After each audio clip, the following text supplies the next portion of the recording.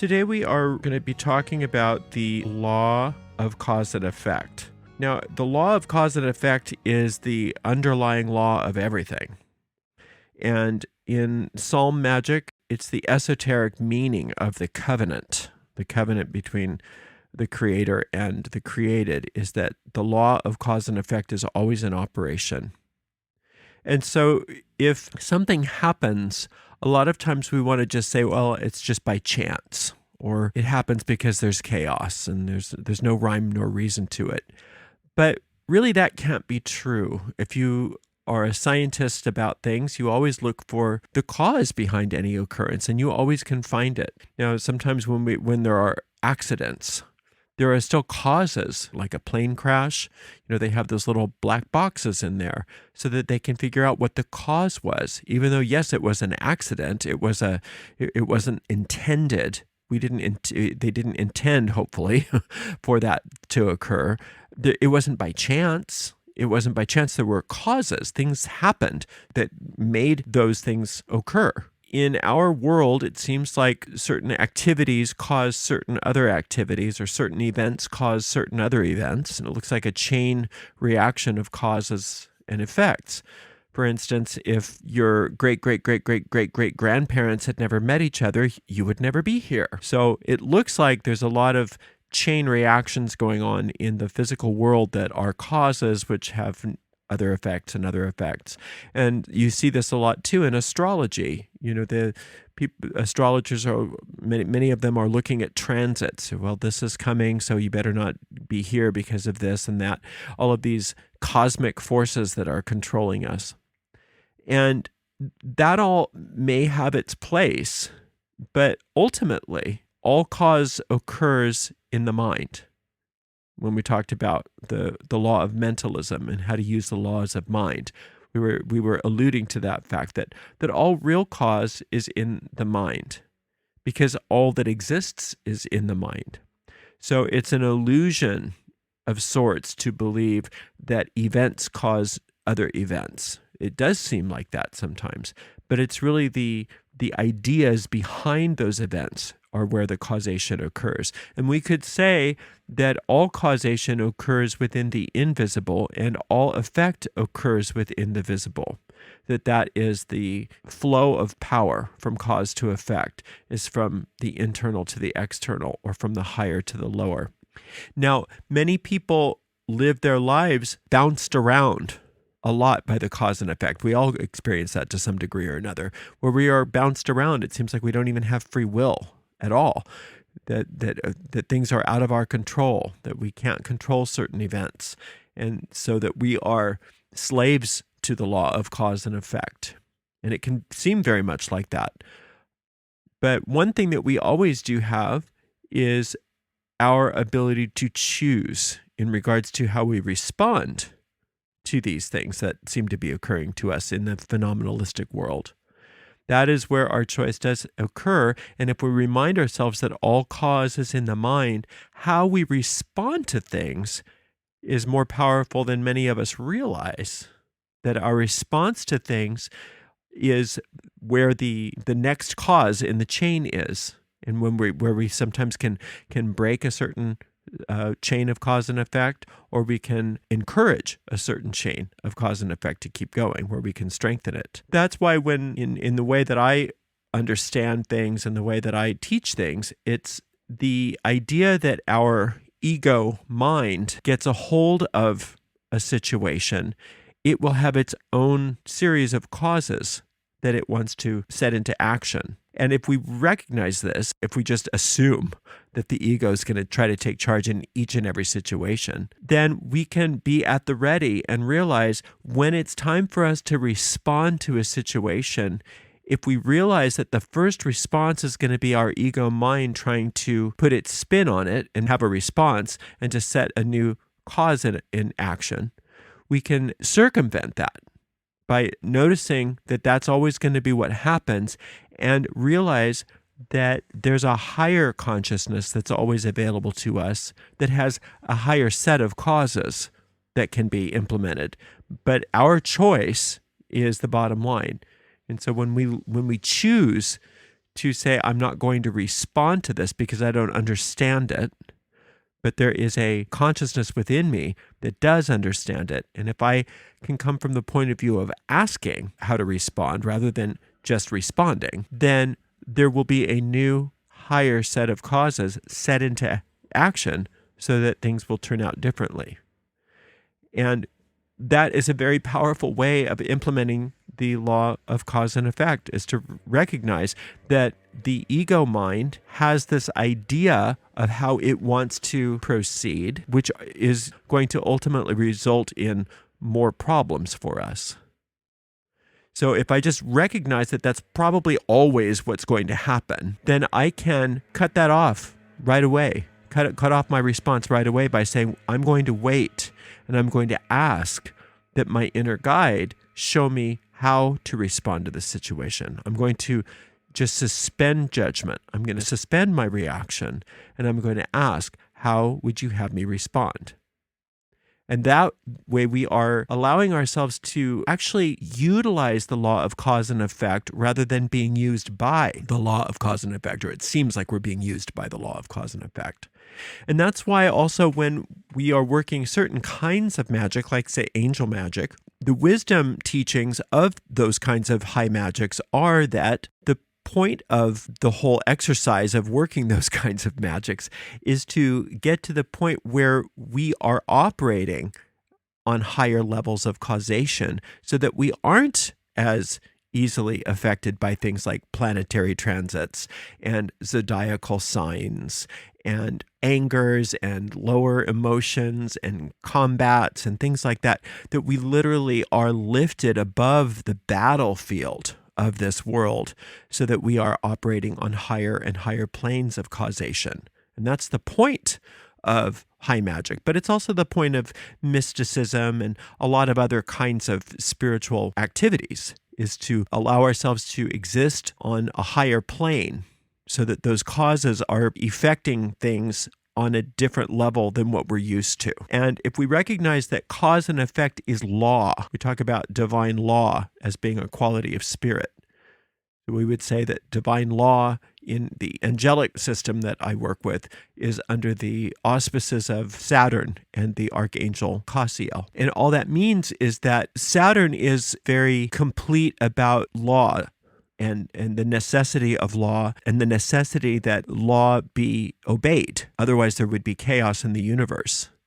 So Cassiel, or that law of cause and effect through that planet Saturn, is very complete. It's very thorough. And there is nothing that escapes that law. There will be no chaos. Cassiel will not stand for chaos. It can seem to us like there's chaos.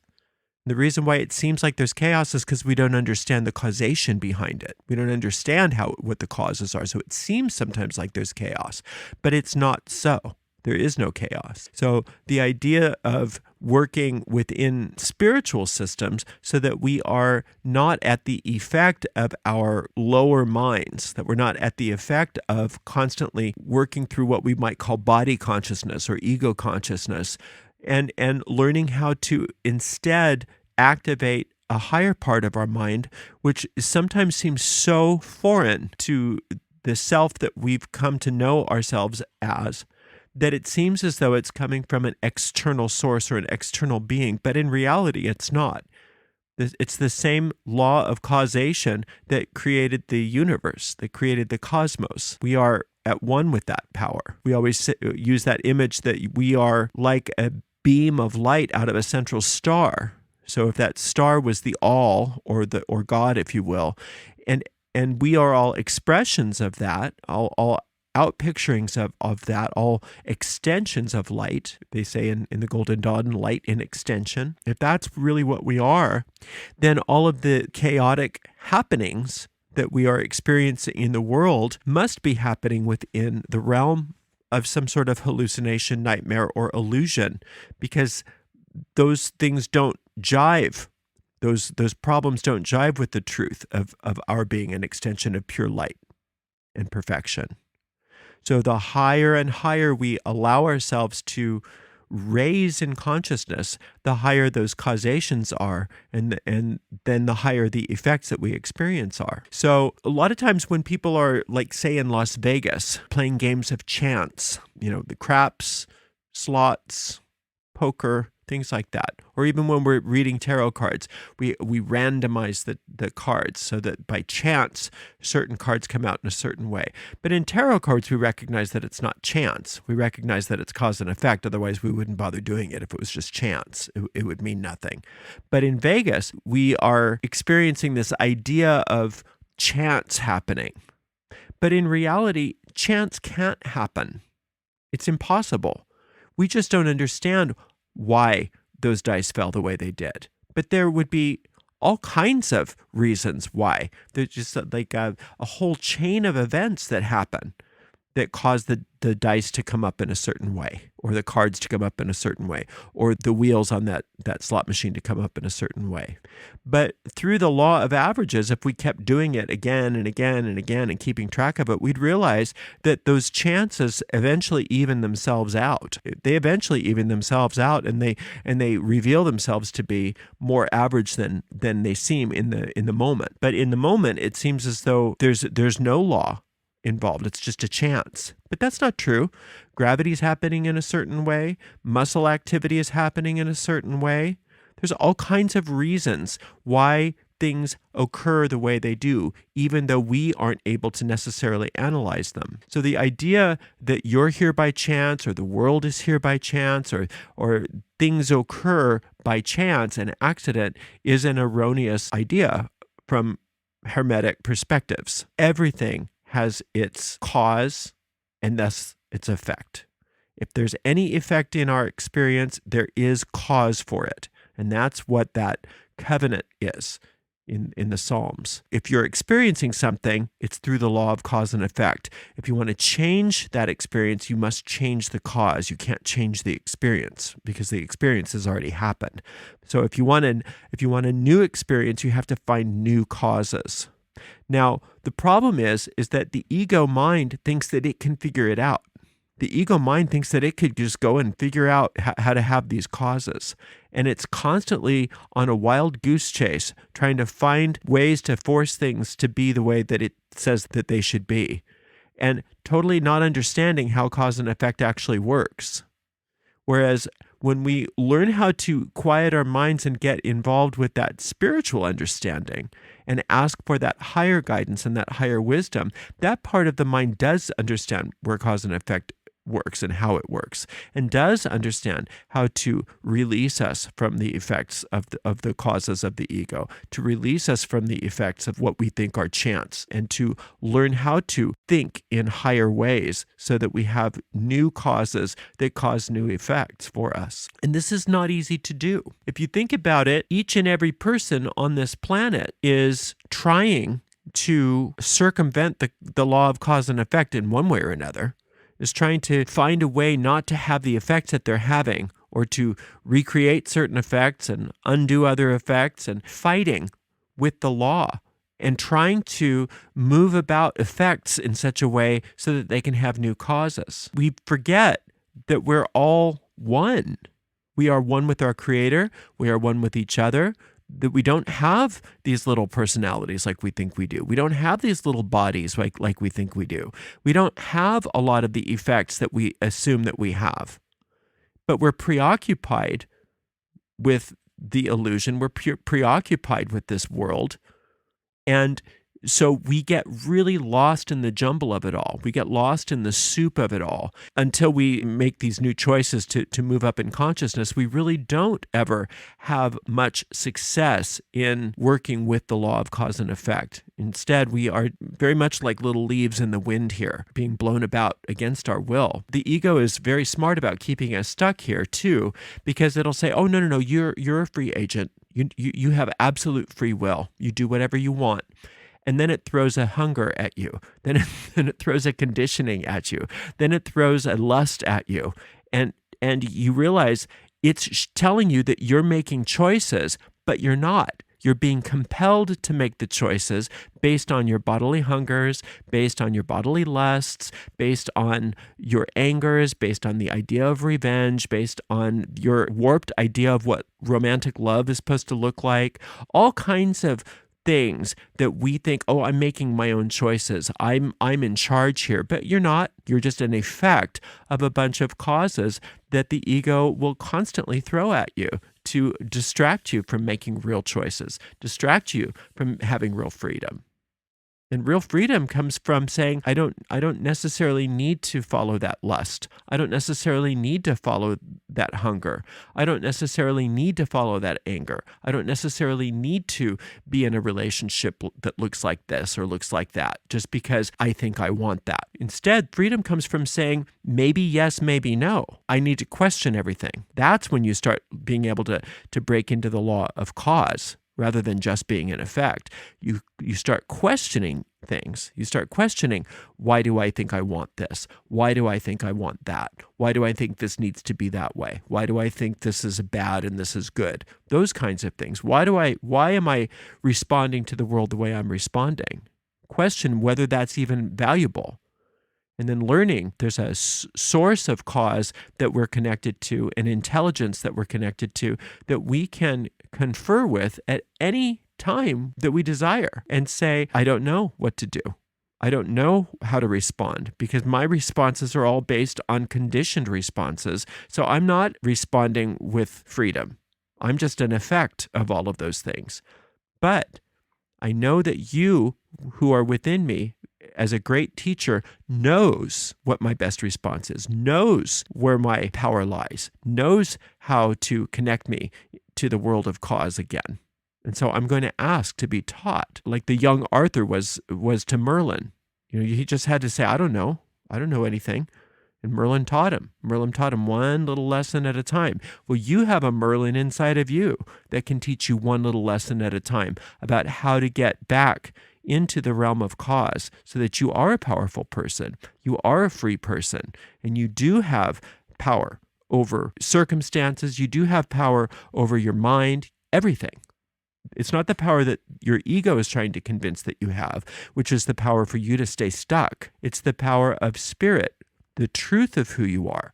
That's where this guidance is going to lead you to this, where you actually are an extension of pure light and pure power, not this pretend self that you think you are. So the law of cause and effect is the one and only true law. All other laws come from it.